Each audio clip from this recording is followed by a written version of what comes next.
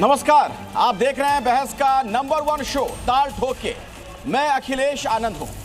तेरा राज जंगल राज, मेरा राज मंगल राज। कुछ यूं ही चल रहा है बिहार का चुनावी प्रचार। एक तरफ मौजूदा व्यवस्था है, दूसरी तरफ लालू राबड़ी के शासन का दौर, और दोनों में तुलना हो रही है। और संयोग जरा देखिए, इत्तेफाक जरा देखिए, यह सब उसी वक्त हो रहा है जब चुनाव लड़ रहा एक उम्मीदवार हत्या के आरोप में जेल जा रहा है। बहरहाल, प्रधानमंत्री मोदी ने बिहार में जंगल राज का मुद्दा एक बार फिर से उठाया। पीएम ने जंगल राज वालों को ना लौटने देने की बात कही है। जंगल राज के जवाब में तेजस्वी महाजंगल राज की बात कर रहे हैं। जाहिर है, अब तक जंगल राज बिहार के सबसे बड़े चुनावी मुद्दों में शामिल हो चुका है। अब दोनों ही पक्ष एक दूसरे पर जंगल राज के आरोप लगा रहे हैं, और इन सबके बीच बिहार की जरूरतों पर कम ही बात हो पा रही है। तो ऐसे में आज का सवाल यही, जंगल राज ही आज भी बिहार का मुद्दा क्यों है? क्या वोटरों में जंगल राज का कोई खौफ है भी? क्या बिहार के असल मुद्दों पर चर्चा हो रही है?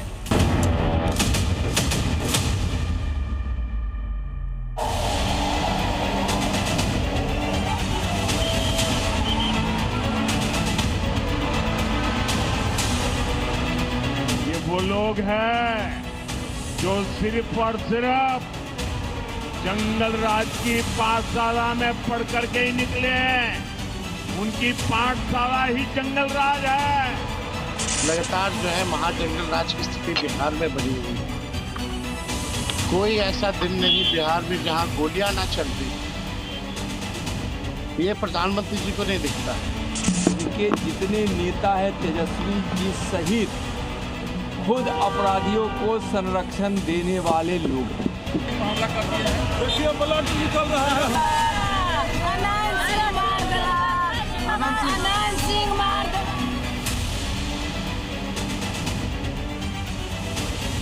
लालू के बेटे सीएम बनते हैं तो बिहार में 3 नए मंत्रालय खुलेंगे। एक मंत्री बनेगा अपहरण का इंडस्ट्री चलाने वाला मंत्री, दूसरा बनेगा रंगदारी चलाने वाला मंत्री, और तीसरा बनेगा अपहरण और खून को बढ़ावा देने वाला मंत्री। चुनाव के दिन तक जो भी आप कहते हो कर देंगे। फिर से कहना, नरेंद्र मोदी जी, ये सीट हम आपको जिता देंगे, जरा स्टेज पे डांस कर लो, और नरेंद्र मोदी डांस कर देंगे।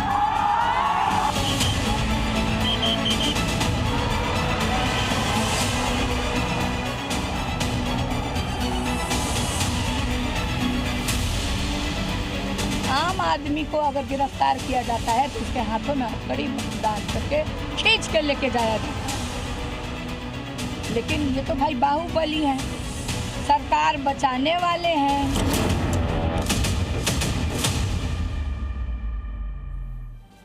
तो जंगल राज को लेकर सिर्फ बयानों के तीर नहीं चल रहे हैं, बल्कि ऐसा लग रहा है कि गोले दागे जा रहे हैं। मेरे साथ अलग अलग दलों के जो मेहमान जुड़ चुके हैं उनसे मैं आपका परिचय करवा दूं, उसके बाद बातचीत के सिलसिले को शुरू करते हैं। डॉक्टर प्रीति शेखर, प्रवक्ता बीजेपी, हमारे साथ हैं। ए.के. वाजपेयी, प्रवक्ता एलजेपीआर, हमारे साथ जुड़ गए हैं। प्रियंका गुप्ता हैं, कांग्रेस की प्रवक्ता, उनसे भी बातचीत होगी। अनंत विजय जी हमारे साथ हैं, वरिष्ठ पत्रकार हैं। अरुण यादव भी हमारे साथ जुड़ चुके हैं आरजेडी से। परिमल कुमार, प्रवक्ता जेडीयू, हमारे साथ मौजूद हैं। और नुरुल हुडा हमारे साथ हैं, प्रवक्ता हैं वीआईपी के। अरुण जी, पहला सवाल आपसे ही है, चूंकि प्रधानमंत्री मोदी ने एक जनसभा में जो बात कही, मैं पढ़कर सुना दे रहा हूं। उन्होंने जो कहा वो मैं आपके सामने अक्षरशः रख दे रहा हूं, उसका जवाब दीजिएगा। मोदी कह रहे हैं कि आरजेडी के जंगल राज की एक ही पहचान थी, कट्टा, क्रूरता, कटुता, कुसंस्कार, कुशासन और करप्शन। जंगल राज की निशानियों ने मगध के गौरव पर नरसंहार कर समाज को बांट दिया था।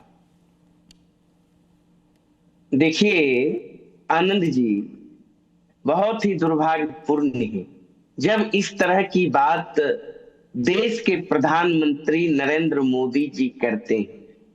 24 घंटे का उदाहरण देख लीजिए ना बिहार में। देखना चाहिए नरेंद्र मोदी जी किस तरीके से रक्त रंजित बिहार है, किस तरीके से एनडीए के उम्मीदवार खूंखार अपराधी अनंत सिंह, एक सामाजिक कार्यकर्ता दुलार चंद यादव जी की निर्मम हत्या कर देता। आरा में नहीं सुनिए एक मिनट आनंद जी। हाँ, चूंकि आपने अनंत सिंह वाला वाकया यहाँ पर रखा है तो मुझे लगता है इस पर जवाब हमें लेना चाहिए, क्योंकि वो तस्वीर अभी पूरा देश देख रहा है, पूरे देश भर के लोग उस तस्वीर को देख रहे हैं।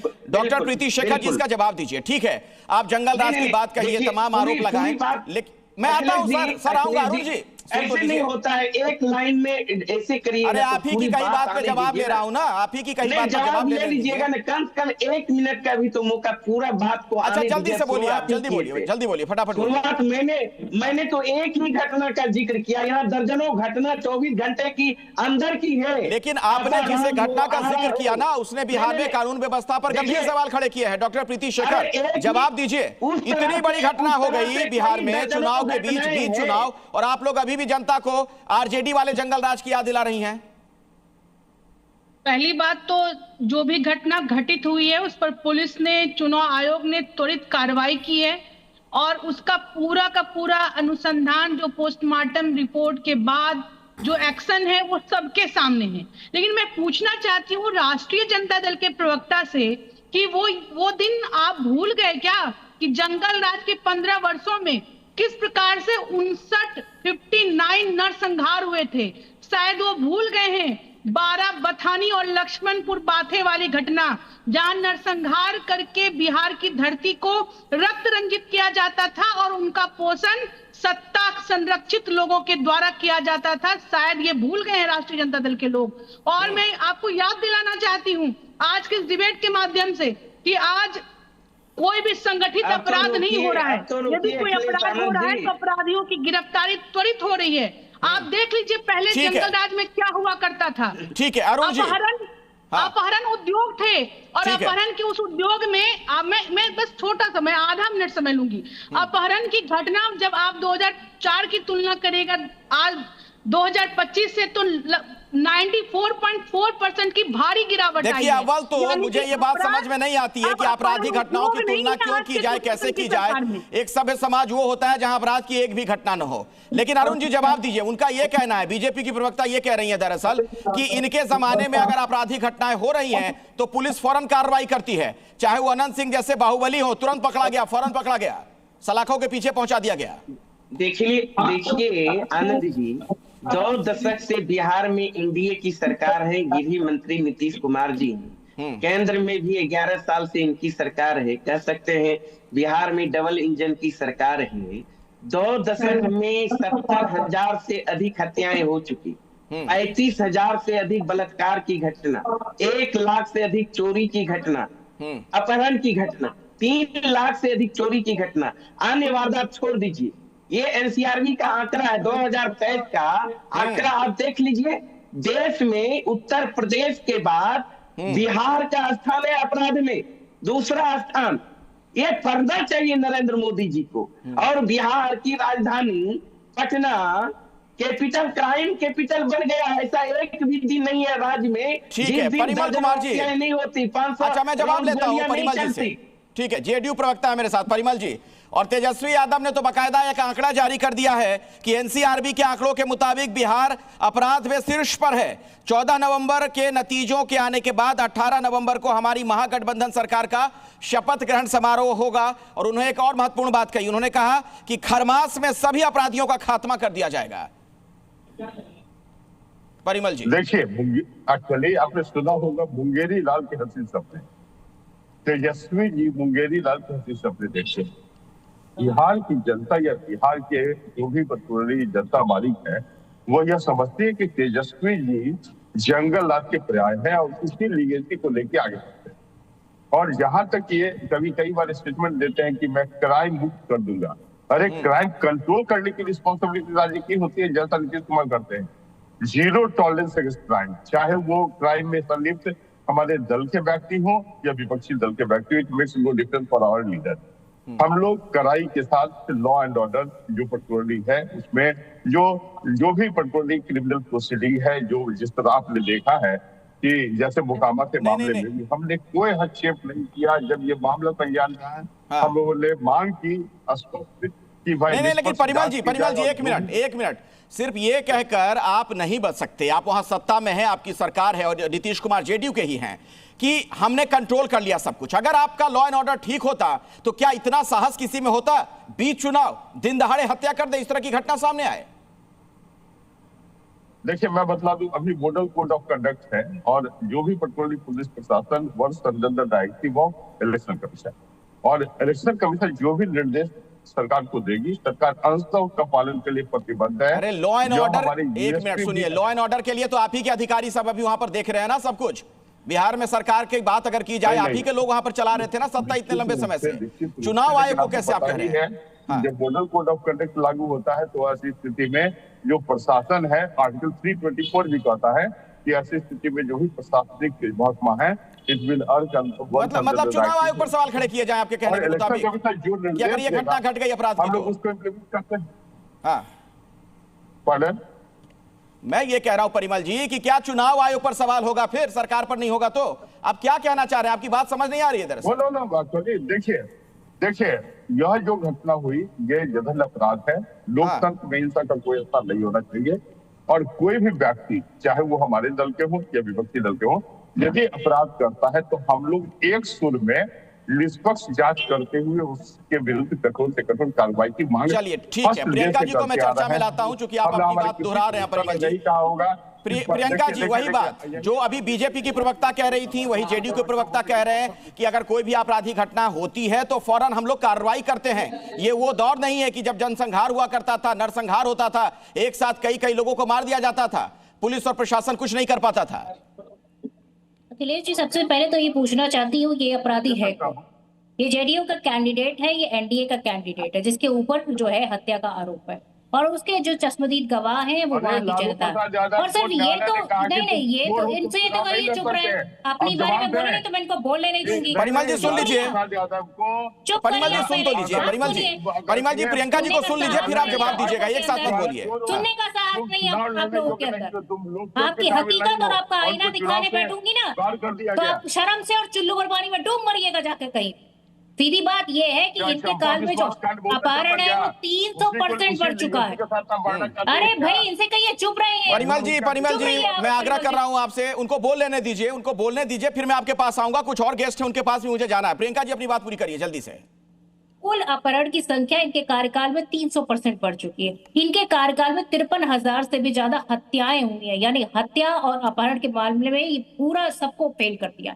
दूसरी चीज, महिलाओं के ऊपर अपराध हो या फिर जो है किसी तरीके से भी, जिस तरीके से आप देखिए दलितों के प्रति अपराध हो रहा है, उसमें भी ये नंबर 1 पर पहुंच चुके हैं। हकीकत ये है कि इनका जो आधा मंत्रिमंडल है वो पूरी तरीके से अपराधी छवि का, और ये जो इनके कैंडिडेट है ये भी अपराधी छवि के। इनको जिताकर ये जो है किस तरीके से विधायक बनाना चाहते हैं। एक मिनट प्रियंका जी, एक चीज मैं आपको याद दिला दूं, एक चीज मैं याद दिला दूं, क्योंकि आपको एक चीज याद दिला दूं। प्रियंका जी सुन तो लीजिए, प्रियंका जी सुन तो लीजिए, एक चीज याद दिला दूं। आपने ये कहा ना कि इनके 56% अपराधियों को टिकट, अरे इनके कैंडिडेट जो है आपराधिक छवि के हैं। अनंत सिंह की तरफ आपका इशारा है, जो जेडीयू के कैंडिडेट है मुकाबला में, यही कह रही है ना आप? नहीं, इशारा क्या है, मतलब इसमें कुछ बचा हुआ है आपको? तो अनंत सिंह के खिलाफ आरजेडी के जो वहां पर कैंडिडेट है, पता है उनके बारे में कि नहीं आपको? कोई बोलेगा नहीं। अरे तो अनंत सिंह के खिलाफ जो आरजेडी के कैंडिडेट मोकामा में, उनके बारे में पता है कि नहीं आपको?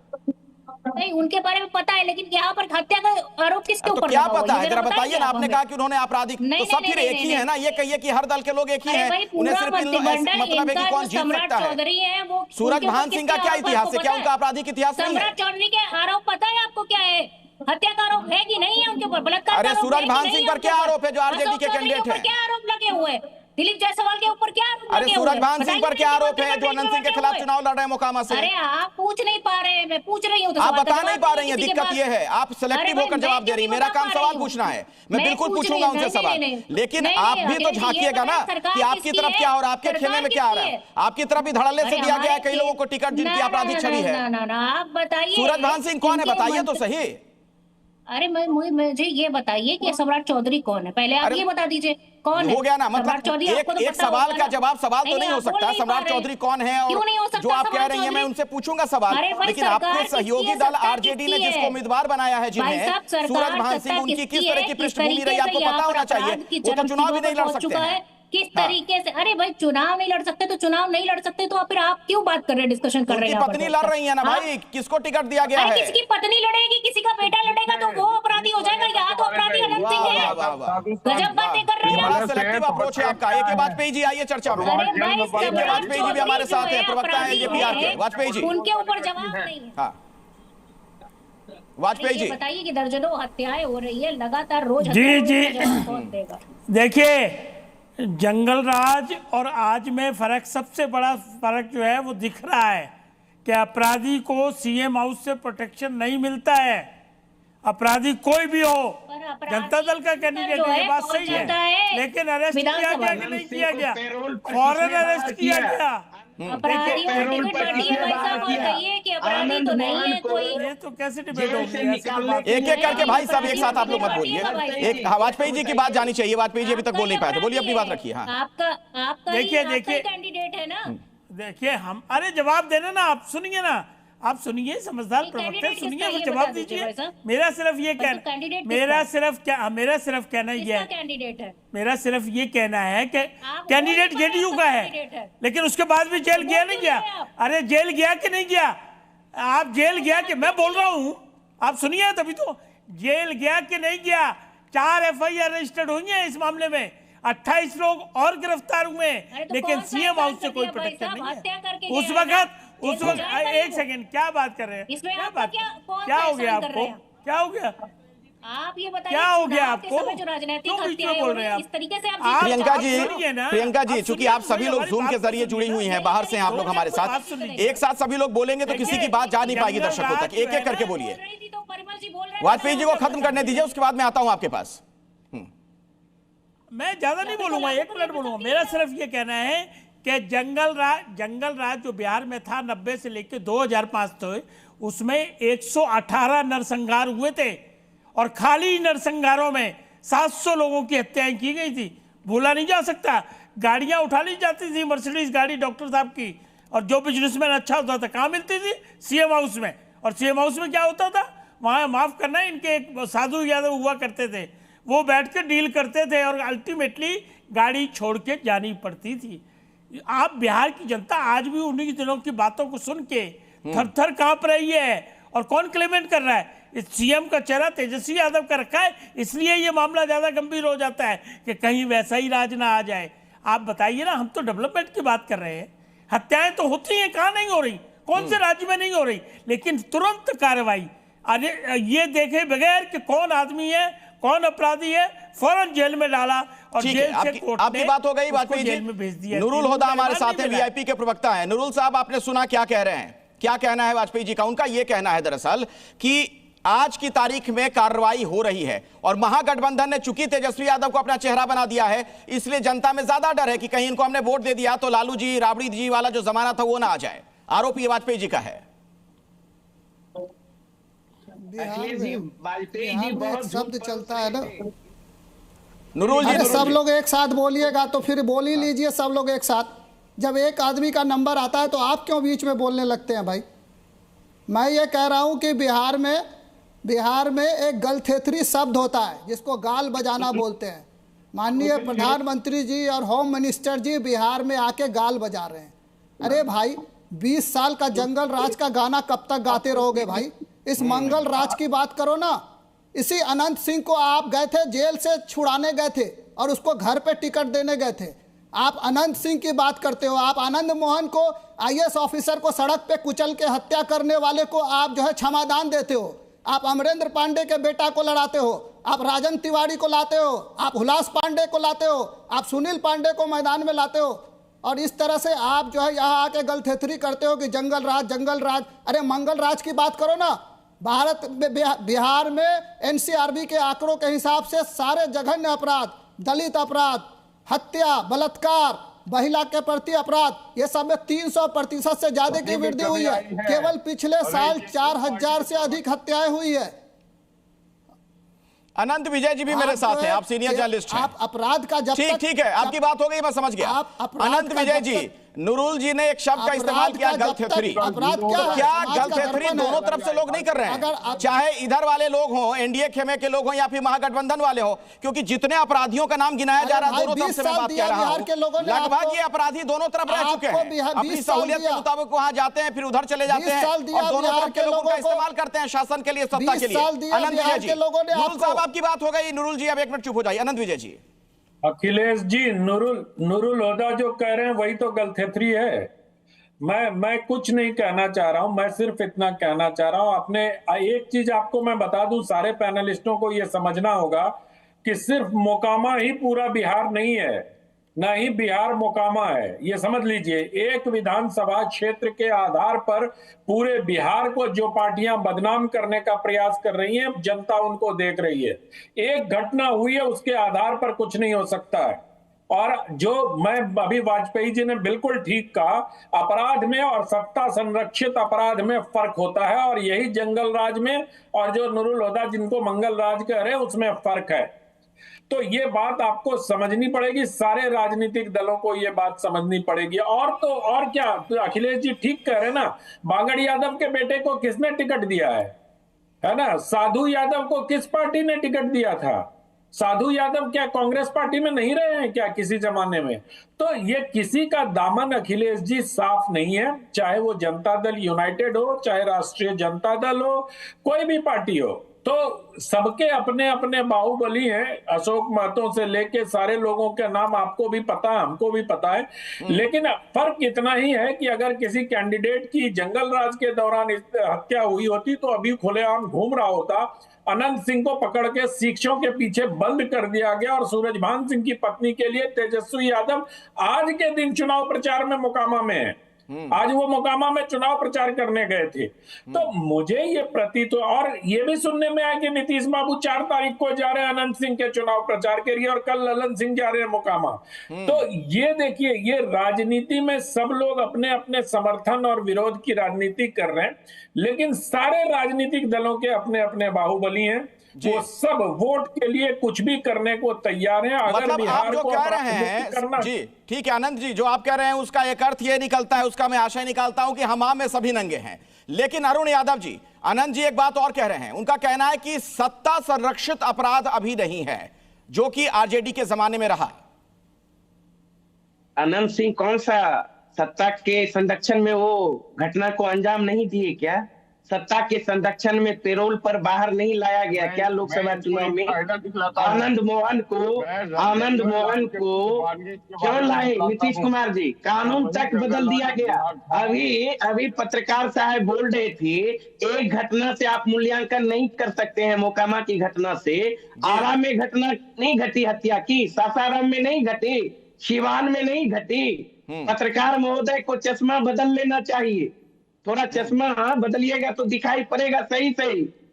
बहुत वरिष्ठ आप पत्रकार हैं, आरजेडी का जवाब दे लीजिए आप जरा, और देख लीजिए ना आप जवाब दे लीजिए, चश्मा बदलने की सलाह अखिलेश जी। मैं जवाब देता हूं, चश्मा बदल के बात करिए तो थोड़ा अच्छा लगेगा। मैं उत्तर देता हूं, क्राइम कैपिटल बन गया है, अपराधी हॉस्पिटल में घुस कर हत्या करते हैं। खेमका का थाना के बगल में हत्या हो गया। सर सुनिए ना, 6 महीने के अंदर में, सुन लीजिए ना आनंद साहब, आप प्रवचन लंबा देंगे, अभी वक्त आपको और मिलेगा, और आपने दिया, थोड़ा सा सुन लीजिए। बिहार पुलिस का आंकड़ा है अरुण यादव जी, ठीक है, इनके सवालों का मैं जवाब दे दूं। बिहार पुलिस का आंकड़ा है, ये तेजस्वी यादव जी का आंकड़ा नहीं है। 6 महीने के अंदर में 116 हत्याएं सिर्फ पटना में हुआ, आप समझ सकते हैं। और एनसीआरबी का 2023 का आंकड़ा का अध्ययन कर लीजिए ना, थोड़ा चश्मा बदल के भी जाता है। चलिए, बार-बार चश्मे पे आप जा रहे हैं तो जरा उनको जवाब दे रहे हैं। चश्मा थोड़ा सा ऐसे, ठीक है अरुण जी, हो गया। अरे इतना लंबा बोलेंगे, बाकी लोग भी हैं भाई, आपके साथ के लोग भी हैं बहुत सारे, उनको भी अपनी बात रखनी है। बिल्कुल अनंत जी, बिल्कुल अनंत जी, अरुण अरुण यादव जी आप अरुण यादव जी लाख इनका फेडर डाउन करो भाई। अरुण यादव जी आप लाख प्रयास कर लें, अनंत विजय आरजेडी का चश्मा नहीं लगाएगा और सत्य बात बोलने से पीछे नहीं हटेगा। आपको चुभ गई होगी बात, लेकिन और चुभने वाली एक बात कहता हूं आपको। 2020 में जब एग्जिट पोल आ रहे थे तो पटना की सड़कों पर आरजेडी समर्थकों का नंगा नाच देखा था पूरे देश ने। किस प्रकार से डाक बंगला चौराहा से लेके बेली रोड से लेके और कंकड़ बाग तक आरजेडी के समर्थकों ने क्या किया था, ये पूरे देश ने देखा था। पटना की लोगों की बात तो छोड़ दीजिए, सिर्फ एग्जिट पोल में तेजस्वी यादव के सत्ता नशीन होने की आहट से आरजेडी के समर्थकों ने जो उत्पात 2020 में बिहार में मचाया था उसको याद कर लीजिए। अपराध की बात आरजेडी के लोग ना करें तो बेहतर हो। आप सब लोग जो दूसरी बातें कर रहे हैं वही करते रहिए। चश्मा अपना बदलिए, दूसरे का चश्मा बदलने की आवश्यकता नहीं है। हमारा चश्मा जेडीयू को भी उसी से देखता है, बीजेपी को भी उसी से देखता है, आरजेडी को भी उसी से देखता है। लेकिन देखा है मैंने 90 से 2005 के बीच, वो आपको बता रहा हूं। और आज शिक्षा व्यवस्था ध्वस्त हो गई थी, स्वास्थ्य ध्वस्त हो गया था। 3 साल का सेशन 5 साल में होता था, वॉकआउट होते थे। अब हो रहे हैं क्या?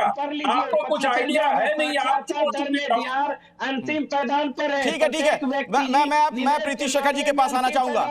डॉक्टर प्रीति शेखर जी, ठीक है, एक तर्क अनंत विजय जी ये दे रहे हैं कि अभी सत्ता संरक्षित अपराध नहीं है, लेकिन क्या ये कोई जस्टिफिकेशन हो सकता है? सभ्य समाज में किसी तरीके के अपराध के लिए कोई जगह नहीं होनी चाहिए। अखिलेश जी, मैं आपकी बातों से सहमत हूं कि हत्या, अपहरण, लूट, इन चीजों को जस्टिफाई तो नहीं किया जा सकता है। लेकिन एक बात तो मैं स्पष्टता के साथ जरूर कहना चाहूंगी, और इसमें सभी लोग इत्तेफाक रखते हैं और वो आंकड़े भी सामने हैं कि एनडीए के शासनकाल में नीतीश जी के नेतृत्व में सुधारवादी कार्य बहुत ज्यादा हुए, जिससे कि संगठित अपराध घटे हैं। चाहे मैं बात करूं कि पहले 2004 से पहले थानों की संख्या बहुत कम थी, लेकिन अब वो पहले 817 के लगभग थी, अब वो 1380 के करीब है। पहले पुलिस के पास वाहन नहीं हुआ करते थे, वो अपराधियों का पीछा नहीं कर पाती थी पुलिस। पहले जहां 4000 के लगभग सिर्फ वाहन थे, अब जाकर वो लगभग 12000। ये तो हर राज्य में होता है, समय जैसे जैसे बीतता जाता है, विकास एक सतत प्रक्रिया है। इस तरीके से पुलिस की सुविधा हो किसी की, वो तो हर राज्य में ये चीजें बढ़ रही हैं। आप पुलिसिंग पर बात करिए, लॉ एंड ऑर्डर पर बात करिए। पुलिस को आजादी नहीं देंगे, जब आप पुलिस को कोई सपोर्ट नहीं देंगे, तो वो कैसे अपराधी को पकड़ेंगे? तो ये आज एनडीए के शासन काल में ऐसा हो रहा है कि सरकार की तरफ से फ्री हैंड दिया गया है। ठीक है प्रियंका जी, कोई भी ठीक है प्रियंका गुप्ता जी, अपराधियों के खिलाफ कार्रवाई के लिए पुलिस को आज फ्री हैंड है। प्रियंका गुप्ता जी। भाई अखिलेश जी, ये कौन सा फ्री हैंड है मुझे नहीं पता, पर संरक्षण पूरी तरीके से सत्ता का है, और सत्ता का संरक्षण नहीं है तो कहां से बम गोले बारूद निकल कर चले आते हैं? गोलियां चली है भाई साहब, गोलियां चली हुई है। 8 हत्याएं रोज हो रही है पर डे बिहार में, और वो अनंत जी को भी नहीं दिखेंगी और वो बीजेपी की प्रवक्ता को भी नहीं दिखेगी। क्यों नहीं दिखेंगी? क्योंकि चश्मा पहन रखा है लोगों ने, नहीं दिखेगी। दहशत गर्दी का माहौल बनाकर रखा है पूरे बिहार में। जिस तरीके से लोगों को डरा धमका कर वोट लेने की प्रक्रिया चला रहे, वो अपने आप में पूरे तरीके से सबको दिख रहा है। व्यापारी की हत्या हर तीसरे दिन एक हो जाती है। किस तरीके से न व्यापारी सुरक्षित है, पुलिस तक तो सुरक्षित नहीं। मैडम, पुलिस को फ्री हैंड छोड़े हुए थे। अरे कितने पुलिस वाले मर गए, आपको डेटा पता है? मैं तो सिर्फ इतना पूछना चाहती हूँ, जब पुलिस व्यापारी सुरक्षित नहीं, नेता सुरक्षित नहीं, तो सुरक्षित कौन है मैडम? अरे संगठित अपराध तो आप पूरी तरीके से सरकार से संरक्षित अपराध करा रही है।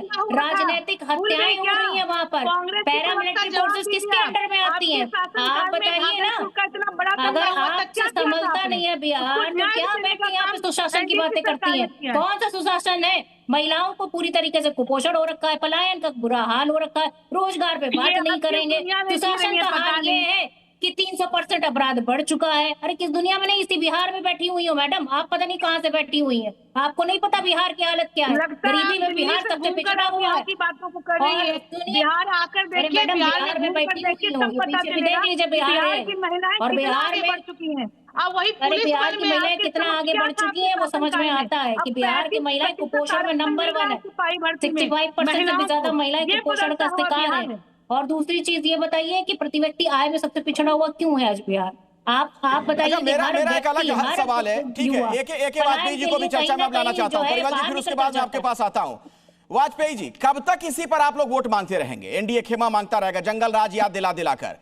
अब इतने लंबे वक्त से आप लोग वहां शासन में, इतने दशक गुजर गए, अब तो कम से कम कुछ और बातें भी होनी चाहिए थी, विकास की बात होनी चाहिए थी, बाकी बातें होनी चाहिए थी। उसका अखिलेश जी हम खाली जंगल राज की याद नहीं दिला रहे, जंगल राज की याद इसलिए दिलानी जरूरी है कि जो दूसरी तरफ क्लेमेंट बन रहे हैं उनके शासन कैसा था और अगर वो आ गए तो वो क्या करेंगे, ये बिहार की जनता अच्छी तरह जानती है।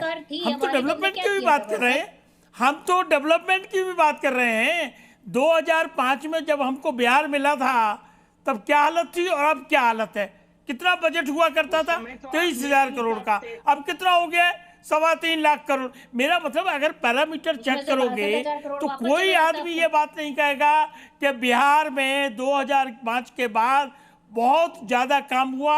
हर जगह काम हुआ, हर घर जल, हर घर बिजली, हर घर नल, हर घर सड़क गांव से जोड़ दिया।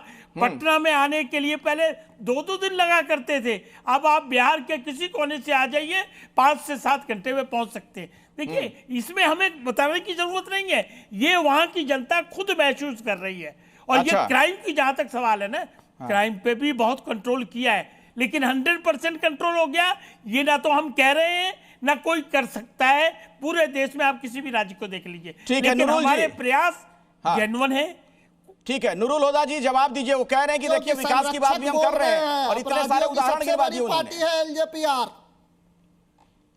अपराधियों की सबसे बड़ी संरक्षक पार्टी है एलजेपीआर, उसके संरक्षक बोल रहे हैं। आरजेडी के 71% आरजेडी ने खड़े किए अपराधियों कैंडिडेट। हमको ना बताएं ये बात। उपलब्धि है उसके लिए पूरी तरीके से बधाई देती हूँ। और मुझे लगता है कि इन सारी चीजों के साथ बिहार के जो पूरी तरीके से एक पलायन का मुद्दा है, बेरोजगारी का मुद्दा है, सूखा नशा एक मुद्दा बन चुका है, रंगदारी, घूसखोरी, लगातार अपराध, इस तरह की चीजों से मुक्ति मिलनी चाहिए, क्योंकि हमारा देश डिजर्व करता है सक्सेस को। हमारा देश डिजर्व करता है कि वहाँ के युवाओं को काम मिले। बिहार एक पूरी तरीके से ऐसी स्टेट बनकर रह गया है जहाँ पर लोगों को भविष्य नहीं दिखता। हम बिहार के लिए भविष्य लेकर आए हैं और भविष्य ऐसा है कि जिसमें रोजगार है, जिसमें खुशियां हैं, जिसमें बिहार का विकास है। और हम चाहते हैं बिहार का भी व्यक्ति इस तरीके के जो है, जिस तरीके से ठीक है परिमल जी, जेडीयू के प्रवक्ता, आप कांग्रेस की प्रवक्ता को सुन रहे हैं, विकास करें। ठीक है परिमल जी, आपने सुना कांग्रेस की नेता का यह कहना है कि पूरा देश जिस तरीके से प्रगति के पथ पर है तो उसी तरीके से बिहार भी तो उसमें कदम ताल करे। देखिए, बिहार जिस गति से 10 से 15 हजार की नौकरी करने के लिए अन्य स्टेट में जा रहा है, का पता नहीं है, क्योंकि उसको सुविधाएं नहीं मिल रही ना। नेता राष्ट्रीय स्तर पर राजनीतिक पप्पू के नाम से जाने जाते हैं। अभी ये बोल रही थी प्रति व्यक्ति आया, शायद इनको जानकारी है 2005 में 8,000 प्रति व्यक्ति आया था। 2005 में पूछ रही हूँ कि पूरे देश में प्रति व्यक्ति आए सबसे कम क्यों है बिहार में, ये बताइए ना। सवाल का जवाब नहीं है आपके पास। बिहार में चलिए वहाँ से 2005 से कंपेयर करने चाहती हूँ, यही मॉडल इनको सूट करता है। ये बार बार हारती है और सबसे कम क्यों है प्रति व्यक्ति आए, 65 रुपीज से भी कम है। काम करती है जो सबसे गरीब लोग हैं उनकी आय 65 रुपीज प्रतिदिन भी। एक एक करके बोलिए, एक एक करके प्लीज परिमल जी को बोलने दीजिए। पुराने पंचकुला केसेस को आप क्यों बोलते हैं 20 वर्ष पुराने जंगल राज को? तो मैं आपको बतला दूं कि जैसे एक वानगी में बतलाता हूं, जैसे चंपा विश्वास कांड में बार बार हम लोग बोलते हैं, लेकिन कुछ सच्चाई जान लें कि एक्चुअली हेमलता यादव जो एमएलए थी आरजेडी की, उसके पुत्र जो मृत्युंजय यादव थे, ये बताइए सम्राट चौधरी कौन है? सम्राट चौधरी कौन है? नौकरानी से बलात्कार करते थे। उनके ऊपर क्या आरोप लगे? उनके ऊपर बलात्कार के आरोप है कि नहीं है?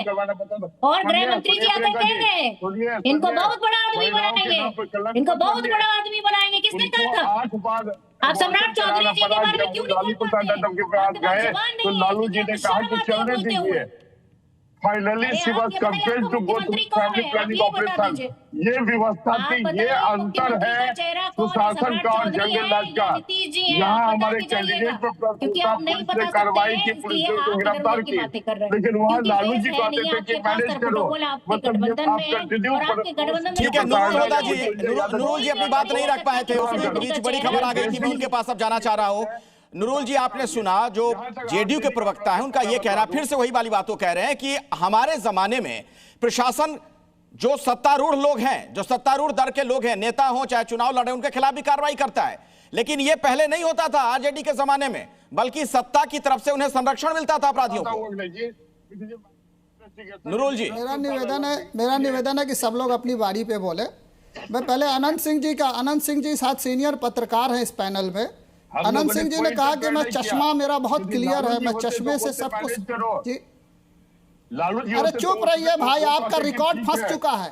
चुप रहिए भाई, चुप रहिए, आपका रिकॉर्ड फंसा हुआ है, आपके पास कुछ है नहीं कहने को। मैं जब बोल रहा हूँ तो आप कम से कम इतनी डिसेंसी तो रखिए। चलिए मुद्दे पे आइए, एक एक करके बोलिए। नूरुल जी की बात जा रही है। इतनी डिसेंसी तो रखिए कम से कम। अखिलेश जी मैं ये कह रहा हूँ कि अनंत सिंह ने, अनंत देखिए ऐसा है कि अगर ये जदयू के भाई अगर इसी तरह राग अलापते रहे तो कोई कुछ नहीं बोल पाएगा। बोलिए नूरुल जी, अपनी बात रखिए। इनको कुछ आता जाता नहीं है और जंगल राज के आगे इनको एक शब्द नहीं आता। बिहार की इनकी कोई चिंता नहीं है इनको। मैं कह रहा हूं कि थोड़ा सुन तो लीजिए।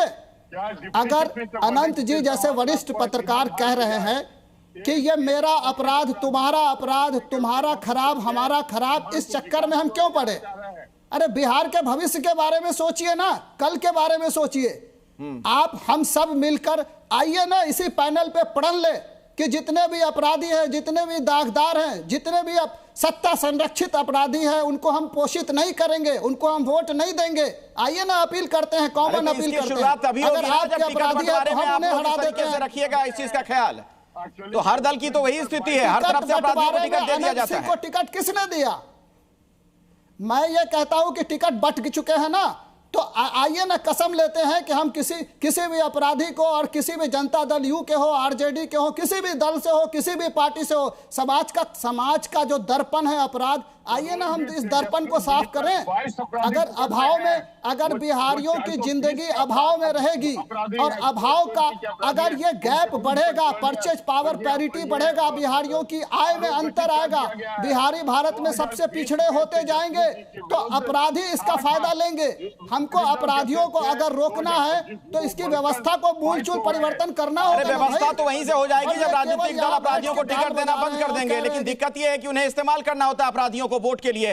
बहरहाल मैं चर्चा को आगे बढ़ाऊं उससे पहले जरा एक तस्वीर दर्शकों को दिखाना चाह रहा हूं। इस वक्त जो आप देख रहे हैं स्क्रीन पर, प्रधानमंत्री मोदी का पटना में रोड शो होना है और उसके पहले आप देख रहे हैं वहां पर बड़ी संख्या में लोग नजर आ रहे हैं आपको।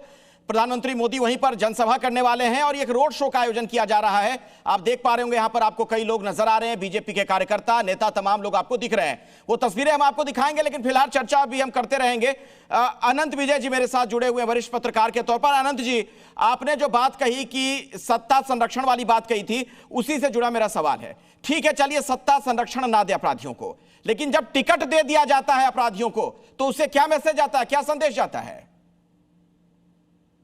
अखिलेश जी, सबसे पहले मैं नूरुल हुदा साहब से विनम्र अनुरोध करता हूं कि मुझे अनंत सिंह ना बनाए। मेरा नाम अनंत विजय है। अनंत विजय और लगातार वो अनंत सिंह कह रहे थे मुझे, तो मैं हाथ जोड़ के प्रार्थना करता हूं नूरुल हुदा जी कि मुझे कम से कम अनंत सिंह तो ना बोलिए। क्षमा प्रार्थी, दूसरी क्षमा प्रार्थी हूँ बॉस। नूरुल भाई ने बहुत अच्छी बात कही, लेकिन ये सही कहा आपने कि इसकी शुरुआत टिकट बंटने से होनी चाहिए। वो टिकट आप बांट देंगे और फिर हम जनता से ये अपेक्षा करेंगे कि वो, देखिए बिहार की जाति को अगर हम समाज विज्ञान के नजरिए से, प्रिज्म से देखने का प्रयास करते हैं तो ये जातियों में बटा हुआ समाज है। और जाति जो है बिहार की एक ऐसी, मतलब एक ऐसी व्यवस्था है, चुनाव में आप लाख बात कर लीजिए विकास की, लाख बात कर लीजिए A to Z की, लाख बात कर लीजिए सामाजिक न्याय की, अंत होते होते, अखिलेश जी आप भी जानते हैं इस बात को, कि अंत होते होते लोग कहते हैं कि चलो यार खराब है ना, है तो हमारी जाति का वोट, इसको डाल देते हैं। इस मानसिकता से बिहार को उबरने की आवश्यकता है, इस मानसिकता से बिहार को निकलने की जरूरत है। आज प्रशांत किशोर इतनी बातें कर रहे हैं लेकिन आज उनको कोई सुनने वाला नहीं है। मैं यही कह रहा हूं कि सबके अपनी जाति है, सबके जाति के अपने अपने नायक हैं। अब कहीं कोई मंडल है, कहीं कोई यादव है, कहीं कोई सिंह है, कहीं कोई तिवारी है, कहीं कोई त्रिपाठी है। ये अपराधी होते हुए भी हमारी जातियों के नायक हो गए हैं नूरुल हुदा साहब। दिक्कत यही है, हम सब लोग आपके साथ हैं। आप अपील करिए, मुकेश सहनी जी को ये बात कहिए कि मुकेश सहनी जी ये अपील करें जनता को कि किसी भी आपराधिक छवि को, मैं सबसे पहले आपके सुर में सुर मिलाऊंगा और कहूंगा कि किसी भी आपराधिक छवि के नेता को वोट नहीं देना चाहिए। और AK वाजपेयी साहब भी बैठे हैं, जब टिकट देने की बात आती है ना अनंत जी, यही तो दिक्कत है। फिर देखा जाता है कि कौन जीत सकता है, कौन जिताऊ है। फिर ये मतलब नहीं रह जाता उसकी पृष्ठभूमि क्या है, उसका बैकग्राउंड क्या रहा है। और हर दल में तमाम लिस्ट है मेरे पास, अलग अलग जो दल के टिकट जारी किए गए हैं, हर जगह आपको अपराधी नजर आ जाएंगे। अरुण यादव जी, लेकिन आज प्रधानमंत्री मोदी ने एक और हमला आप लोगों पर किया। 10 सेकंड दीजिए मुझे, 10 सेकंड। अच्छा आनंद जी जल्दी से, आनंद जी जल्दी से। 10 सेकंड में मैं एक बात कर रहा हूं, जंगल राज पर और एनसीआरबी के आंकड़े पर बहुत बात हो रही है। आरजेडी के, कांग्रेस के, बीजेपी के सब लोग एनसीआरबी को कोट कर रहे हैं, लेकिन एक चीज हम मिस कर रहे हैं। एक चीज उसका एनसीआरबी के आंकड़ों में होता है crime index ratio. Crime index ratio अगर आप देखेंगे तो उसका मतलब होता है 1 लाख की आबादी पर कितने अपराध हो रहे हैं। क्राइम इंडेक्स रेशियो में बिहार अभी 19वें नंबर पे है। ये चलिए ठीक है अरुण यादव जी, प्रधानमंत्री मोदी ने अब नक्सलवाद को भी इसमें जोड़ दिया है। गुंडागर्दी, रंगदारी के साथ साथ वो कह रहे हैं कि रंगदारी के रंग से, माओवादी आतंक के लाल रंग से हमें बिहार को बचाना है। देखिए, मैंने पहले भी कहा यह दुर्भाग्यपूर्ण है। नरेंद्र मोदी जी को मुद्दे आधारित बात करनी चाहिए। 11 साल से उनकी केंद्र में सरकार है, बिहार में 2 दशक से है। बिहार को विशेष राज्य का दर्जा क्यों नहीं मिला, विशेष पैकेज क्यों नहीं मिला? नरेंद्र मोदी जी ने कहा था बंद पड़ी चीनी मिल हम चालू करेंगे, अभी तक एक भी चालू नहीं हुआ। नीतीश कुमार जी ने कई बार, आप सही कह रहे हैं, और सिर्फ ये बीजेपी के लिए नहीं, तमाम दलों के लिए ये चीज होनी चाहिए कि जो चुनावी मंथन है, चुनावी चर्चा है, उसका जो केंद्र बिंदु हो वो विकास ही हो, ना कि ये तमाम चीजें।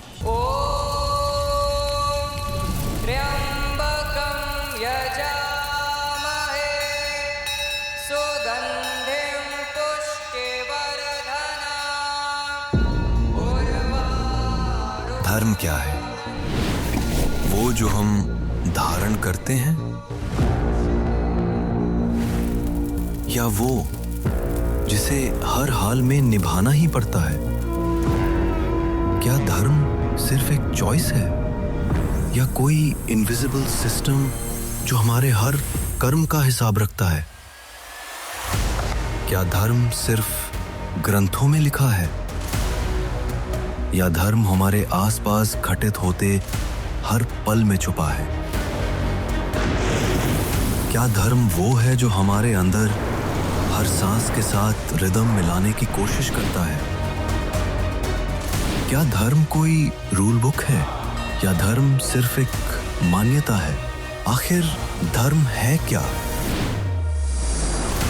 सच सीजन 3 स्पेशल एडिशन, रविवार रात 9:58 पर।